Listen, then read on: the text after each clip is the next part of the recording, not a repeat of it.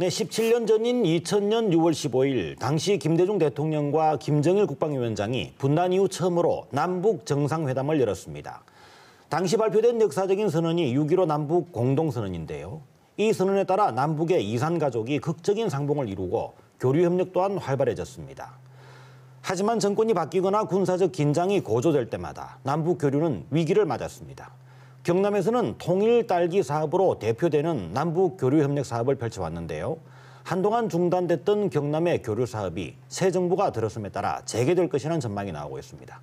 자, 6.15 공동선언 남측위원회 경남본부 황철아 집행위원장과 함께 경남의 남북 교류 협력 사업 그리고 앞으로 전망 한번 짚어보도록 하겠습니다. 자, 안녕하십니까? 반갑습니다. 네, 반갑습니다. 예. 자, 그동안에 경남에서는 이런 남북의 특히 농업 분야의 교류 협력 사업을 좀 주도를 해왔다고 평가를 받고 있는데요. 자, 경남의 남북 교류, 민간 교류의 역사에 대해서 우선 좀 간단히 좀 소개를 해주시죠. 예, 잠시 후 말씀드리겠습니다. 네. 잘 아시겠지만 2000년 고 김대중 대통령과 김정일 국방위원장이 만나서 6.15 공동선언을 합의를 했습니다. 네네.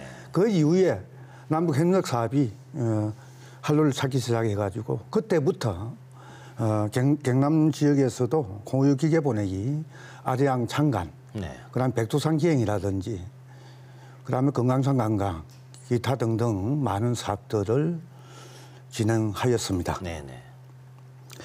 그리고 경상남도 차원에서 경남 통일농업부 협력회와 함께 평양 장교리의 소학교 네. 건립 사업을 했고 통일 딸기 보내기 운동이라든지. 그다음에 올해는 남북 노동자 축구 대회를 이곳 창원에서 네. 힘있게 진행을 했습니다. 북측 대표단 60여 명이 내려와서 감격적인 시간을 보내기도 하였고요. 그리고 이후 하나됨을 위한 푸른 삼천, 그다음에 경남 계례 하나, 그다음 천주교 민주화해위원회를 중심으로 북녘 산림 녹화 사업, 그다음에 의약품 보내기 사업, 공우유 기계 보내기 사업, 민간 고려 협력 사업이 경남 지역에서도 힘있게 진행이 되었습니다. 네. 근데 이 중에서도 특히 그동안에 우리 지역에서 관심을 많이 끌고 있고 꽤 오랫동안 네. 꾸준하게 진행됐던 사업이 조금 전에 말씀하셨던 통일 딸기 사업인데요. 굉장히 의욕적이었고 또 성과도 꽤 많이 냈습니다. 우선 통일 딸기 사업 어떤 것이었는지 저희 시청자들이 좀 이해를 할 수 있도록 다시 한번 간단히 설명해 주시죠. 예, 통일 딸기 사업은 경남 통일농업 협력회가 진행한 사업이라고 보여집니다. 네. 통일 딸기 사업은 남북 고려 협력 사업의 모범이다 좀 보여지고 있고요. 이것은 왜냐하면 이 사업은 딸기 모주를 남에서 이제 북으로 보내가지고 네. 북에서 이 모주를 보내면은 그것을 이제 북측 농민이 6개월 동안 정식을 통해서 네네. 다시 남쪽으로 보내가지고 우리 남측 농민들이 통일 딸기를 이제 생산하게 되는데 이 모주를 보내는 이유를 알고 계십니까? 그 부분을 좀 설명해 주시죠. 네. 잠시 좀 말씀드리면은 북측이 이제 추운 지방이기 때문에 네네. 우리 남측의 통일 딸기 모주를 보내면은 북에서 한 6개월 정도 이 성장 과정을 거치면서 이 남측에 내려오게 되면은 병충해에 강하고 네. 그다음에 맛있는 딸기 당분이 이제 많다고 이야기 들었습니다. 네. 그래서 맛있는 딸기, 그다음에 병충해에 강한 딸기, 그러면 좋은 장점이 있기 때문에 힘들게 이제 북측에 모주를 보내어서 우리 남측으로 다시 모종이 내려와서 네. 우리 농민들이 이제 생산을 하게 되는데요. 네.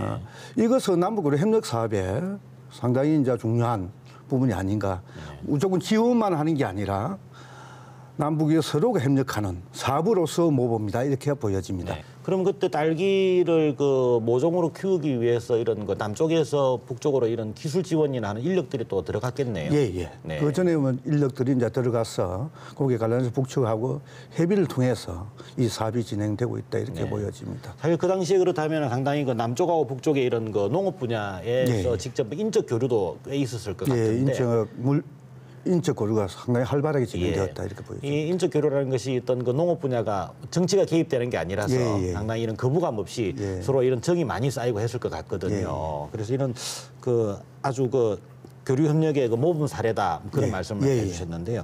어떻습니까? 이런 그 동일사 딸기 사업을 비롯해서 농업 분야에서 이런 남북이 다시 그 교류를 물꼬를 틀 수 있는 그 가능성 어떻게 보시는지요? 지금 현재 그 통일 딸기에 관련해서는 4월, 5월에 이제 모주가 북측으로 전달돼야만이 이게 북측에서 또 한 6개월 동안 이 모주를 모종으로 성장시켜 가지고 우리 남측에서 이제 바를 수가 있는데 지금 현재 지금 6월 달 아닙니까? 그래서 6월 늦어도 6월 말까지는 이 모주가 넘어가야만이 이런 통일 딸기 여기 남북한에 서로 협력해서 진행하는 사업이 진행될 거다 이렇게 생각이 듭니다. 네, 알겠습니다. 이런 그 문재인 정부가 들어서면서 그동안에 좀 막혔던 남북 교류의 물꼬 이거 다시 터야 되지 않느냐 하는 그런 얘기들 조심스럽게 좀 많이 나오고 있습니다. 자, 6.15 남측위원회가 이런 민간 차원에서 남북 교류를 주도를 할 수 있는 그런 기구인데 어떻습니까? 지금 이런 그 교류를 한번 다시 재개를 해보자 하는 그런 논의들이 좀 오가고 있는지요? 북한 쪽하고 연락은 어떻게 하고 있습니까? 예, 지금 팩스로 이제 연락이 되고 있고요. 그 전에만 해도 이제 팩스 자체가 불법이기 때문에 보내지 못했습니다. 그러나 이제 문재인 정부 들어서고 난 뒤에 지금 팩스 라인이 좀 복구가 돼서 지금 보내고 있고요. 그러면 뭐 작년 이제 9월에 그다음 올해 2월에 4월 달에 이제 그 중국 심양에서 전민족 대 성사를 위한 실무 회담을 진행을 했습니다. 그래서 뭐 거기에서도 많은 이야기를 나누고 있고요.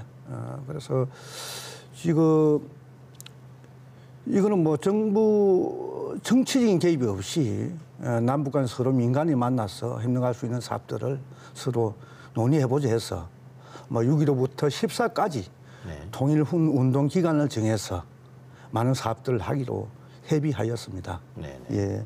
다시 그 개성공단 이야기 좀 연결해서 해봐야 되겠는데요. 이 개성공단은 지난해 2월 10일이죠. 당시 박근혜 정부가 그 개성공단 폐쇄 조치 갑작스럽게 내린 조치가 됐는데 사실상 그 당시에 경남에서도 그 개성공단에 입주한 기업체가 꽤 여럿이 있었지 않습니까?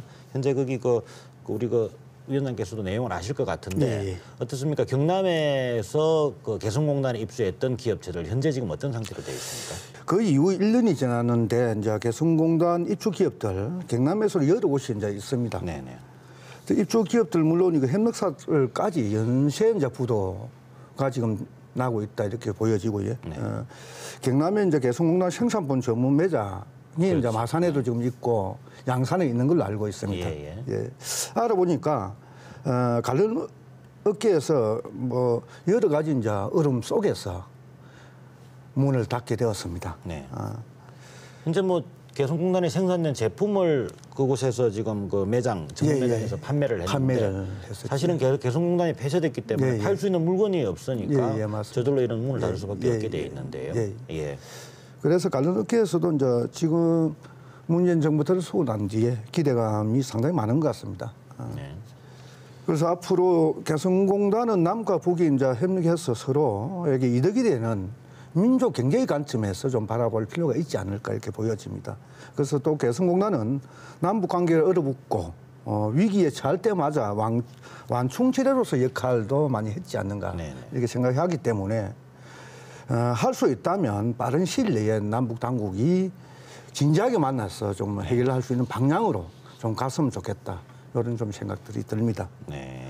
자, 이런 그 남북 교류를 재개를 해야 된다라는 이런 그 목소리들 많이 나오고 있습니다. 특히나 경남에서도 이제 중점적으로 추진할 이런 사업들 많은데 아까 뭐 잠시 말씀하셨던 그 통일 딸기는 당장 복원됐으면 좋겠다 이런 바람을 가지고 계시지 않습니까? 근데 좀 시기적으로도 조금 늦은 그런 그 감이 있네요. 딸기를 다시 심을 수 있는 뭐 시기가 있으니까 이런 부분뿐만 아니고 또 농업 분야 또 그리고 또 나머지 다른 분야에서도 그 교류할 수 있는 그런 사업들이 많을 것 같은데 어떤 구상을 하고 계시는지 소개를 좀 해주시죠. 그 이전에 이제 전국 사업에 대한 설명을 먼저 좀 잠시 드리고 그다음 경남 사업에 대해서 말씀드리겠습니다. 우선 6.15 공동선언 17주년 기념 행사를 이제 남북 공동 행사로 평양 또는 개성에서 진행하기로 하였는데 이번에 여러 가지 어려움을 통해서 성사되지 못하고 남북 해외가 각각 이제 행사를 진행하기로 하였습니다. 그리고 8.15는 꼭 남북 공동 행사를 이제 시켜내야 되겠다는 좀 생각을 가지고 있고요. 그래서 서울에서 남북 노동자 축구대회와 연동해서 지금 진행하는 것으로 지금 저번에 이제 심양회의에서 합의를 했습니다. 네. 그래서 여기에는 북측에 이제 뭐 고위급을 비롯해서 선수단, 응원단 이렇게 내려오게 되면은 뭐 정치 회담도 가능하지 않을까 보여지고요. 그러면은 심한 대회로 지금 준비를 하고 있거든요. 그러면 경남에서도 한 1만이 올라가야 됩니다. 자, 이 남북 교류 협력 사업 정말 그 재개가 된다면은 할 일이 정말 많은 것 같은데요. 또 하실 말씀도 그만큼 많으실 것 같습니다. 예. 예, 좀 아쉽긴 하지만은 예. 마무리 말씀을 좀 해주셔야 되겠는데요. 간단히 좀 정리해 예. 주시죠. 예, 남북 교류 협력 사업 재개가 된다면 할 일이 참 많은 것 같습니다. 예. 그동안 이제 경색된 남북 관계가 하루 빨리 이제 회복되었으면 합니다. 그것은 경남 도민들도 바라고 있는 사항일 거고요. 그러기 위해서는 만남이 무엇보다 중요하다고 생각이 듭니다. 남과 북이 돌아 앉아서 서로의 목소리를 외면한다면 화해의 길은 열리지 않을 것이다. 그래서 남과 민간의 만남, 남북 정부 당국자들의 만남을 통해서 서로가 서로를 인정할 때 이런 불신의 벽은 무너지지 않을까 생각을 하고 있고요. 그래서 남과 민간의 만남, 남북 정부 당국자의 만남이 활발히 진행되면서 남북 간 오해가 풀리고 신뢰가 다시 회복되어서 예, 남북 협력 사업이 힘있게 진행되었으면 좋겠고 남북 관계가 잘 풀렸으면 좋겠습니다. 네. 네, 지금까지 6.15 공동선언 남측위원회 경남본부 황철아 집행위원장과 함께 경남의 남북 교류 협력 사업 어떻게 되고 있는지 또 현황과 전망을 짚어봤습니다. 자, 우리 황철아 위원장 앞으로도 많은 노력 기대하겠고요.